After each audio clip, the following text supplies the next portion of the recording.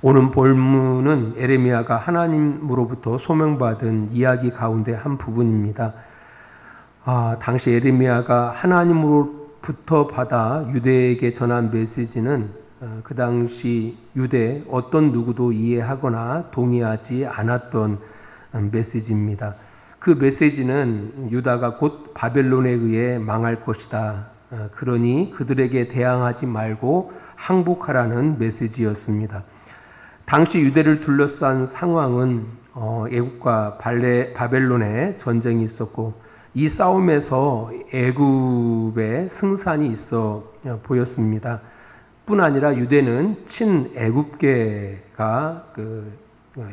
전통적으로 국정을 장악하고 있는 상황이었기 때문에 에레미야의 그 메시지는 지극히 반정부적인 메시지일 뿐 아니라 사회를 혼란에 빠지게 하는 그런 메시지로 들려졌던 것입니다. 그러나 에레미야의 예언대로 바벨론은 갈기미스 전투에서 애굽 군대를 무찔렀고 유대는 바벨론에 의하여 철저하게 전복되고 성전은 무너집니다. 이후에 바벨론은 에레미야를 극진히 대접하고 싶었지만 에레미야는 이를 거부합니다. 그들은 그 나약한 백성들, 연약한 백성들과 함께하기를 원했습니다. 결국 에레미야는 바벨론을 피해 애굽에 정착하고자 했던 친애굽계 유대인들에 의해서 잡혀가고요. 애굽에서 비참한 최후를 맞이하게 됩니다. 에레미야의 인생 말기를 보면 그가 친바벨론계도 아니고 또한 친애굽계 예언자도 아니었다라는 것을 알 수가 있습니다.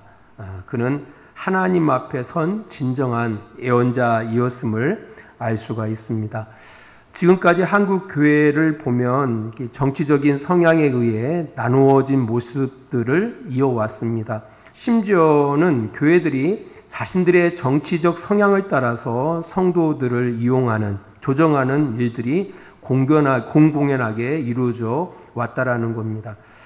그러다가 이 코로나19 사태로 인해서 이전까지 교회들의 그런 적폐적 그런 모습들이 적나라하게 드러나게 된 것입니다. 그 대표적인 사건이 8.15 광화문 집회, 또 앞으로 있을 개천절 집회라고 보시면 되겠습니다.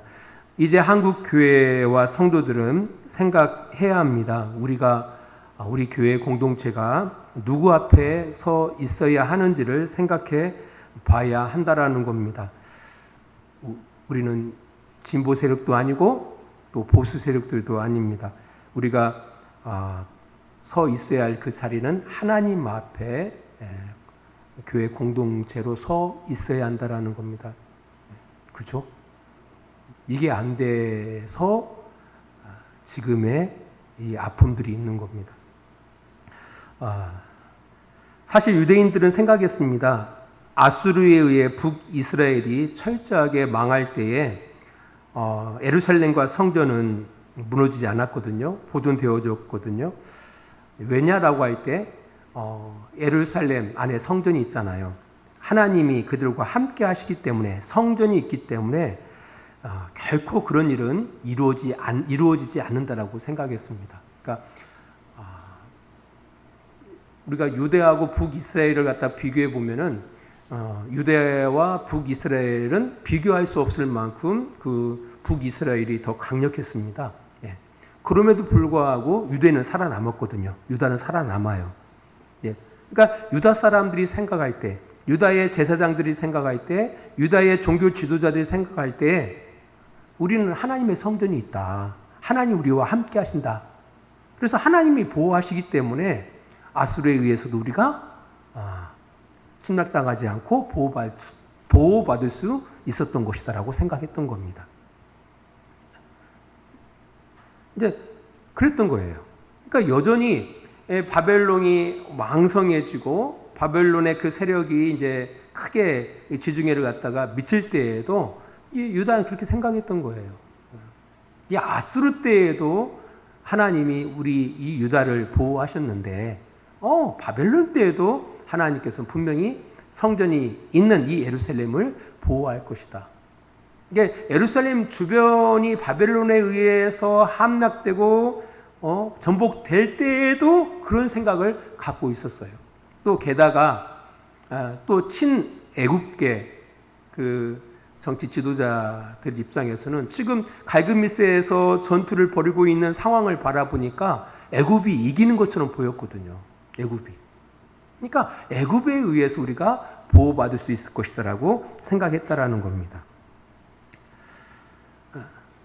그러나 그들은 하나님께서 유대에게 다시 한번 기회를 주신 것이다라는 것에 대해서는 꿈에도 생각하지 않았다라는 겁니다. 그러니까 유대가 북이스라엘보다 선해서 행실을 옳게 해서 하나님께서 유대를 살려주신 것이 아니라 다시 한번 기회를 주신 거거든요.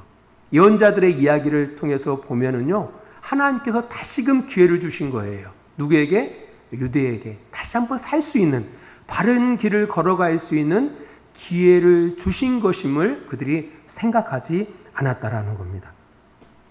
그래서 예레미야가 유대는 반드시 바벨론에 의하여 망할 것이다라고 선포했을 때에도 그들은 전혀 요동하지 않았다라는 겁니다. 그들은 성전이 있는 이 예루살렘을 하나님께서 반드시 지켜주실 것이라고 생각했다라는 겁니다. 그리고 애굽이 그들을 보호할 것이라고 생각했습니다. 그러나 결국 예루살렘은 성전은 처참하게 무너지고 망했습니다. 이 예루살렘이나 성전이나 이 바벨론에서 유대를 구원하는 담보물은 되지 않았다라는 겁니다. 사람들은 이런 말을 쉽게 해요. 우리가 군산에서 좀 많은 그 재난 같은 것이 별로 일어나지 않잖아요. 그러면 사람들이 그런 얘기를 쉽게 하더라고요. 군산에는 교회들이 많아서 하나님이 지켜주신다고. 저는 그런 이야기를 들을 때마다 막 솟아요, 뭐가. 말은 못하고 뭐가 쏟아나요. 나 뜨거워요. 정말 그럴까요? 그렇지가 않다라는 겁니다. 하나님의 은혜로 세워진 이 교회들이 한국에는 많기 때문에, 하나님이 보호하시기 때문에 한국 교회는 무너지지 않을 것이다.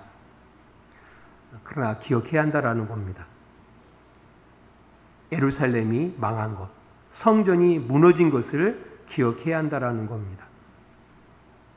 앞에서 말씀드렸던 것처럼 예루살렘과 성전이 유대가 멸망되지 않는 어떤 구원의 담보물이 될 수 없는 것처럼 수많은 한국교회가 교회 공동체의 구원을 담보하는 담보물은 될 수 없다는 사실을 기억해야 한다는 겁니다. 사실 하나님께서 예레미야를 통해서 전하신 말씀은 유대를 살리기 위한 그런 말씀을 전케 하셨다라는 겁니다. 유대가 살 길은 다른 길이 아니에요. 악한 행실에서 돌이켜 올바른 행실을 갖는 겁니다. 올바르게 살아가는 것. 딴 게 아니에요. 그러니까 악한 행실에서 돌이켜서 올바르게 살아가는 것이 유대가 살 길이다. 이 메시지를 우리 한국교회 공동체로 깊이 생각해야 한다는 겁니다. 한국교회 공동체가 살 길은 지금이라도 그 악한 길에서 멈춰야 합니다. 그리고 돌이켜야 합니다. 그리고 올바른 길, 교회로서의 마땅한 그 길을 걸어가야 한다는 겁니다. 그래서 하나님께서 예레미야를 통해서 말씀하시는 겁니다. 오늘 본문 1장 10절을 바라보니까 이렇게 말씀하셔요. 보라, 내가 오늘 너를 여러 나라와 여러 왕국 위에 세워 내가 그것들을 뽑고 파괴하며 파멸하고 넘어뜨리며 건설하고 심게 하였느니라 하시니라 라고 말씀하십니다. 예레미야에게 주신 소명이 뭐냐라고 할 때 너로 하여금 뽑게 하겠다라는 거죠. 파괴하게 하겠다라는 거예요. 파멸하게 하겠다라는 거예요. 넘어뜨리게 하겠다라는 거예요. 예레미야를 통해서. 왜? 그래야만이 올바른 것을 건설할 수 있기 때문에, 그래야만이 올바른 것을 심을 수가 있기 때문에 뽑힐 것은 뽑혀야 한다라는 거예요. 파괴되어져야 할 것은 파괴돼야 한다라는 겁니다. 파멸해야 할 것은 파멸돼야 한다는 거예요. 넘어져야 할 것은 넘어져야 한다라는 거예요. 그리고 그 위에 마땅히 건설해야 할 것을 건설해야 한다라는 거예요. 마땅히 심어야 할 것을 심어야 한다라고 말씀하고 있는 겁니다. 뽑힌다라는 것이 참 아픔이죠. 제 아내도 지금 임플란트 가운데 있는데, 임플란트를 하기 위해서는 뭐예요? 썩은 이를 뽑아야 하잖아요. 얼마나 아픕니까? 그리고 그 안에를 소지를 다 해야 돼요. 깨끗하게. 그리고 기초가 약하면은 거기에 뼈를 심습니다. 그리고 뼈가 하나가 될 때까지 기다리죠. 그 위에 나사를 받고요. 그 위에 임플란트를 씌우는 겁니다.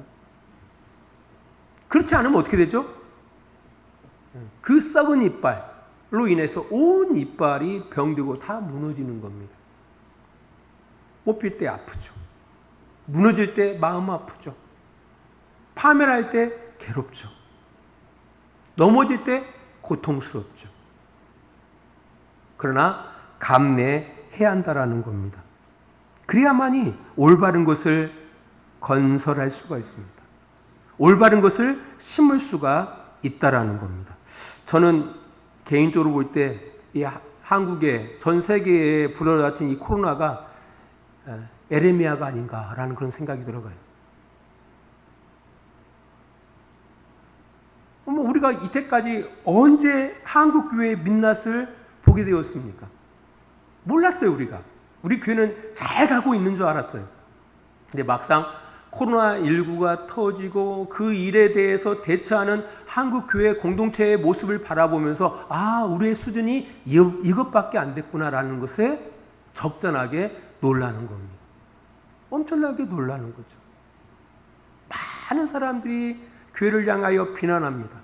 교회를 향하여 조롱합니다.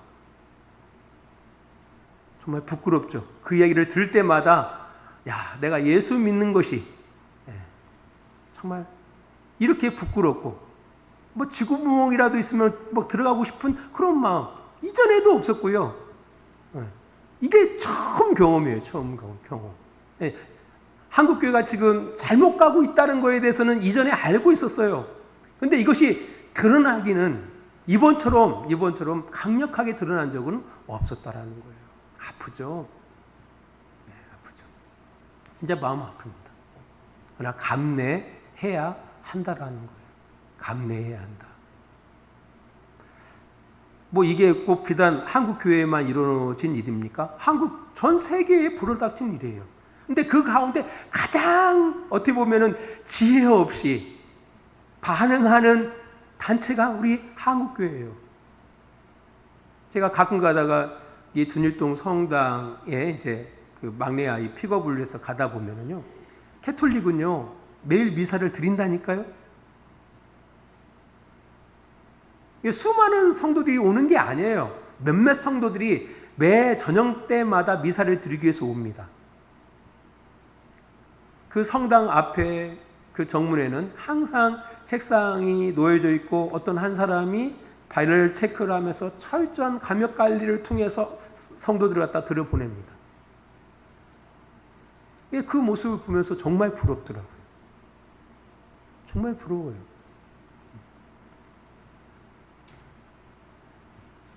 그래서 그런 모습을 바라보면서 우리의 실력이 이것밖에 안 됐구나. 이것밖에. 소위 한다는 말이 뭡니까? 앞에서 유대인들이 생각했던 것처럼 성전 있는 예루살렘은 하나님이 보호해 주실 거야. 예배하는 교회는 하나님이 보호해 주실 거야. 뭐가 다른가요? 정말 그런가요? 그게 우리의 실력이었던 거예요. 우리의 수준이었던 거예요. 우리 인생을 지혜 없이 살아간 그 실력이 적나라하게 드러나는 겁니다. 한국교회의 모습들이. 그래서 비록 우리가 세상으로부터 받는 비난, 질시, 조롱 억울할 수 있죠. 우리 교회는 안 그런데, 나는 안 그런데 억울할 수 있습니다. 그러나 수십 년 동안 우리 한국교회가 잘못 건설한 그 결과를, 그 열매를 지금 우리가 먹고 있다고 생각하시면 돼요. 잘못된 것을 심은 그 열매를, 그 쓴 열매를 우리가 지금 경험하고 있다라고 생각하면 되는 겁니다. 그래서 받아들이셔야 돼요. 비난 받아들이시고, 또 부끄러워해야 돼요. 함께. 그리고 이번 기회를 통해서 뽑을 거 뽑고, 무너뜨릴 거 무너뜨리고, 넘어뜨릴 거 넘어뜨려야 한다라는 겁니다. 그 위에 올바른 진리와 길로 한국교회 공동체를 심고 세우고 건설해야 한다라는 겁니다. 말씀의 교류를 맺습니다. 우리 교회, 우리 주양교회, 아니면 뭐 한국교회 공동체가 누구 앞에 서 있는지 다시 한번 물어보아야 한다는 겁니다. 어떤 사상에, 어떤 색깔론에 서 있어서는 안 돼요. 우리는 하나님 앞에 서 있어야 한다는 사실을 꼭 기억해야 한다는 겁니다. 그리고 지금의 우리가 맞이한 이 현실은 과거 우리가 뿌린 그 결실임을 기억해야 한다는 겁니다. 그리고 어떻게 해야 돼요? 그것이 쓴 열매가 될지라도 그 쓴 열매를 먹어야 돼요. 그 고통을 회피하지 말고 그냥 받아들여야 한다는 겁니다. 그리고 다시는 그 쓴 열매를 거두지 않도록 올바른 것을 심는 모습이 우리 가운데 있어야 한다는 겁니다. 말씀의 교류를 맺으면서 에레미야의 말씀으로 말씀을 마무리하도록 하겠습니다. 우리 에레미야 4장 1절 2절 말씀 보겠습니다. 여호와께서 이르시되 이스라엘아 내가 돌아오려거든 내게로 돌아오라. 내가 만일 나의 목전에서 가증한 것을 버리고 네가 흔들리지 아니하며 진실과 정의와 공의로 여호와의 삶을 두고 맹세하면 나라들이 나로 말미암아 스스로 복을 빌며 나로 말미암아 자랑하리라. 14절입니다. 예루살렘아 네 마음의 악을 씻어버리라. 그리하면 구원을 얻으리라. 네 악한 생각이 내 속에 얼마나 오래 머물겠느냐. 마지막으로 에레미야 7장입니다. 7장 21절로 23절 말씀입니다.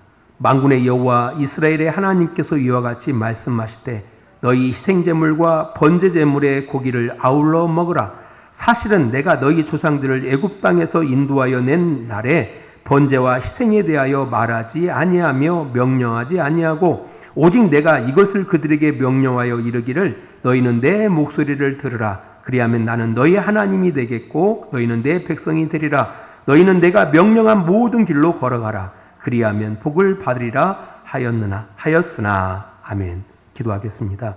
하나님 아버지, 우리가 이 코로나19 이 시기를 걸어가면서 더욱 주님 앞에 엎드리고 주님을 향하여 묵상하며 주의 목소리를 듣는 그런 모습이 우리 가운데 이루어지게 하셔서 하나님은 우리의 하나님이 되고 우리는 하나님의 백성이 되어지는 그 신앙의 그 과정들 가운데에서 우리가 잘못된 길로, 그릇된 길로 걸어간 것들 있으면 돌아보게 하시고 멈추게 하시고 돌이키게 하시고 하나님께로 돌아와 올바른 길로, 올바른 진리로 우리의 삶을 꾸려나갈 수 있는 그런 귀한 공동체가 되어줄 수 있도록 이번을 통하여 기회를 삼는 복된 우리 교회와 성도들이 되게 하여 주시옵소서. 이제는 우리를 사랑하시는 우리 아버지 하나님의 그 크신 사랑하심과 하나님의 아들 예수 그리스도의 십자가의 은혜하심과 성령의 감화와 감동과 지키시고 인도하심이 오늘도 시간을 구별하여 주님 앞에 예배하며 주님의 뜻 가운데 우리의 삶을 집중하고 살아가기를 원하는 귀한 성도들과 또 성도들의 가정과 직장과 사업장 위에 하나님의 은혜와 사랑이 늘 함께해 주시기를 간절히 축원하옵나이다. 아멘.